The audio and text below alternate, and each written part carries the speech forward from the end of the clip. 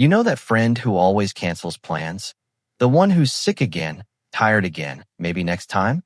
Yeah, that friend isn't avoiding you. They're protecting something.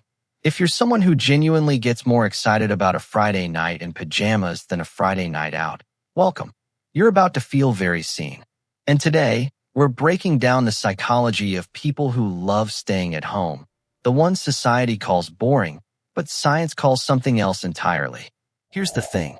Extroverts recharge by being around people. Their energy comes from the noise, the movement, the chaos. But introverts and people who prefer solitude, they recharge in stillness. Every social interaction, even a fun one, slowly drains their battery. And home is the only charger that actually works. Psychologists call this optimal arousal theory. Some people need more stimulation to feel good. Others need less. It's not laziness or fear. It's just how their nervous system is wired. Think about it like this. You've got extroverts who are like solar panels. They literally absorb energy from other people, from conversations, from being in the mix. The more people around them, the more charged up they feel. But then you've got introverts who are more like rechargeable batteries. They've got a limited amount of social juice, and once it's gone, they need to plug back into their own space to refill. It's not that they hate people. It's that people cost them something, energetically speaking. And here's what most folks don't get. When an introvert says they're tired, they're not lying. They're not being dramatic. They're legitimately drained.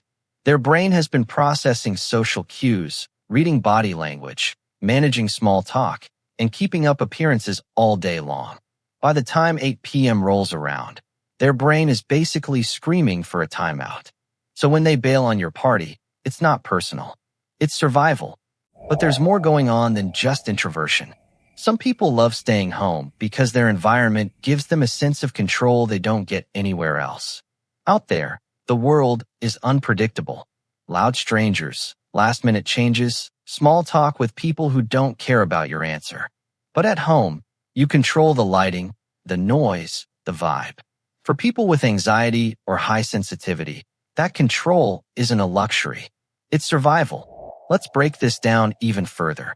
When you're out in the world, you're basically at the mercy of everything around you. Someone's blasting music in the car next to you. Your coworker won't stop talking about their weekend.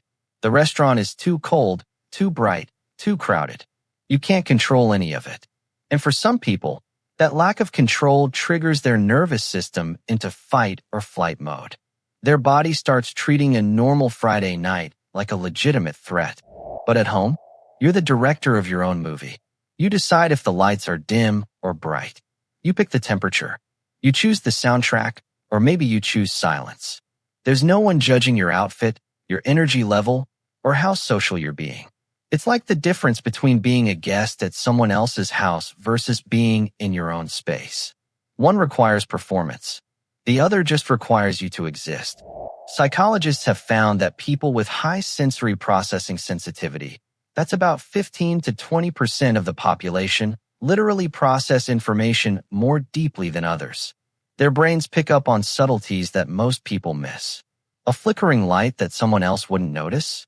It's like nails on a chalkboard to them. Background chatter at a coffee shop? It feels like trying to think inside a drum circle. For these folks, staying home isn't antisocial. It's self-preservation. Here's something wild.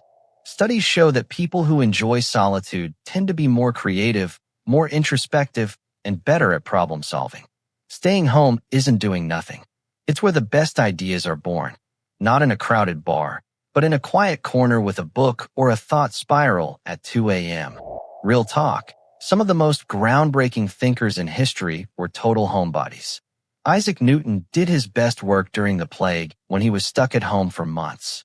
Emily Dickinson barely left her house and wrote some of the most profound poetry in American literature. Franz Kafka wrote most of his stuff alone in his room. These weren't people who were missing out on life. They were people who understood that their inner world was rich enough to explore for a lifetime. And modern research backs this up. A study from the University of Buffalo found that people who are comfortable with solitude show higher levels of creativity and emotional regulation. They're not running from their thoughts. They're sitting with them, processing them, turning them into something meaningful. while everyone else is out chasing dopamine hits from social validation. These people are mining their own consciousness for gold. Here's the kicker. Solitude actually helps your brain consolidate memories, process emotions, and come up with original ideas. When you're constantly around people, your brain is in reactive mode. You're responding to what others say, matching their energy, performing your social role. But when you're alone, your brain switches to reflective mode. That's when the magic happens.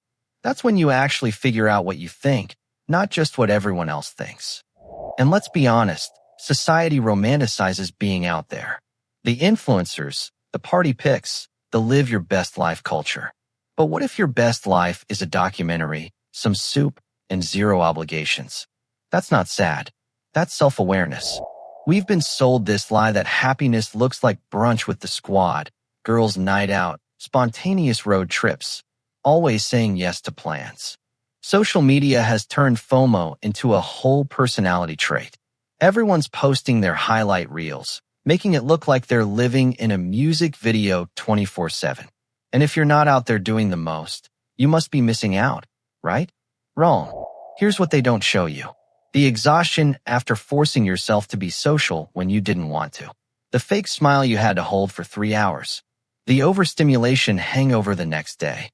The money you spent trying to keep up with everyone else's idea of fun. They don't post about the relief they feel when plans get canceled. They don't talk about how they low-key resent their friends for always wanting to do stuff. Meanwhile, you're at home, genuinely content, not performing for anyone, and society wants to call that sad? Nah, that's called knowing yourself. That's called living according to your own values instead of someone else's script. If your perfect Friday night involves takeout, your favorite hoodie, and absolutely zero human interaction, that's valid. That's not something to fix. That's something to own. Now, some people stay home for a darker reason. Social anxiety, past trauma, depression that quietly whispers, what's the point? And for them, home becomes both a refuge and a cage. So it's important to know, do you stay home because it fills you up or because leaving feels too heavy? Because one is peace, the other is hiding.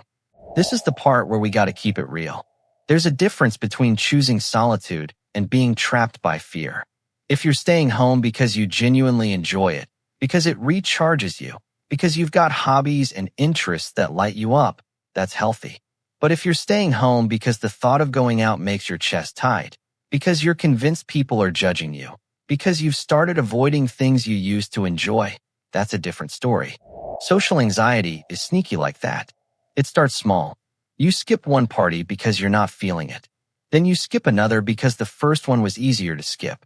Before you know it, your comfort zone has shrunk down to the size of your living room, and the thought of expanding it feels impossible. Your brain starts telling you stories about all the ways going out could go wrong. People will think you're weird. You'll say something dumb. Everyone will stare at you. And those stories feel so real that staying home becomes the only option that feels safe. Depression does something similar, but different. It doesn't necessarily make you afraid of going out. It just makes everything feel pointless. Why go to that dinner when you won't enjoy it anyway? Why try to make plans when you'll probably just feel empty the whole time? Depression turns your home into a cave, not because it's cozy, but because everything else requires energy you just don't have. And trauma? Trauma rewires your whole threat detection system. If something bad happened to you out there, your brain marked the outside world as dangerous. Home became the only place where you could let your guard down. And over time, that association gets stronger and stronger until leaving feels like walking into enemy territory. So here's the check-in question you need to ask yourself honestly. When you stay home, do you feel peaceful or do you feel stuck? Do you have things you're excited about doing at home, or are you just avoiding things that scare you? Are you choosing solitude, or is solitude choosing you? Because one of those is freedom and the other is a prison with comfortable furniture. But for those who truly love staying home, they're not missing out. They're just living differently. They find joy in small rituals, the morning coffee routine, the favorite spot on the couch, the way the light hits the room at sunset, things most people rush past. There's this concept in psychology called savoring, and people who prefer staying home are masters at it. While everyone else is chasing the next big experience, they're fully present in the small, quiet moments that most people overlook. They notice how their coffee tastes different depending on the mug they use. They have a specific playlist for Sunday mornings. They've memorized the exact time of day when the light comes through their window just right. These aren't boring people. These are people who figured out that joy doesn't have to be loud, that contentment doesn't require an audience, that you can build a whole rich life within four walls if you're intentional about it. They're not waiting for life to happen. They're creating it, quietly, on their own terms. Think about the rituals you've built. Maybe it's lighting a candle when you get home from work. Maybe it's the way you arrange your blankets on the couch for maximum coziness. Maybe it's having the same dinner every Tuesday, because consistency feels good in a chaotic world. These rituals might seem mundane to someone else, but to you, they're anchors. They're the small acts of self-care that remind you that your space is sacred. Psychologists say this is called low stimulation preference. These people don't need the world to entertain them. Their inner world is rich enough. They've got books that feel like conversations with old friends. They've got hobbies that put them in flow state for hours. They've got thoughts worth thinking and dreams worth daydreaming. They don't need external validation to know their time is well spent. And here's something interesting. Research shows that people with low stimulation preference often have deeper relationships, not more relationships, but deeper ones. They're not trying to be friends with everyone. They're investing their limited social energy into the people who really matter. Quality over quantity. They'd rather have one 3-hour conversation that changes their perspective than 10 surface-level interactions that mean nothing. So if you're someone who turns down invitations without guilt, who feels genuinely happy on a solo Saturday, who'd rather rewatch your comfort show than make memories, you're not broken. You're just wired for depth over noise, for peace over performance. Let's normalize the idea that some people's social battery is just smaller, and that's okay. Let's stop treating introversion like it's something to overcome. Let's stop acting like staying home is the consolation prize when going out is somehow the real goal. For some people, staying home isn't plan B. It's plan A, and they're living their best life doing it. You don't owe anyone an explanation for why you'd rather be home. You don't have to justify your preferences or apologize for your personality. The right people will get it. They'll respect your boundaries. They'll stop trying to drag you out of your comfort zone like it's an intervention. And if someone makes you feel bad for being who you are, that says way more about them than it does about you. Tell me, do you prefer staying home, or do you think we're all just making excuses? Drop a comment and let's talk about it. And if you want the psychology that most people never hear about themselves, the next video is going to hit you even harder than this one.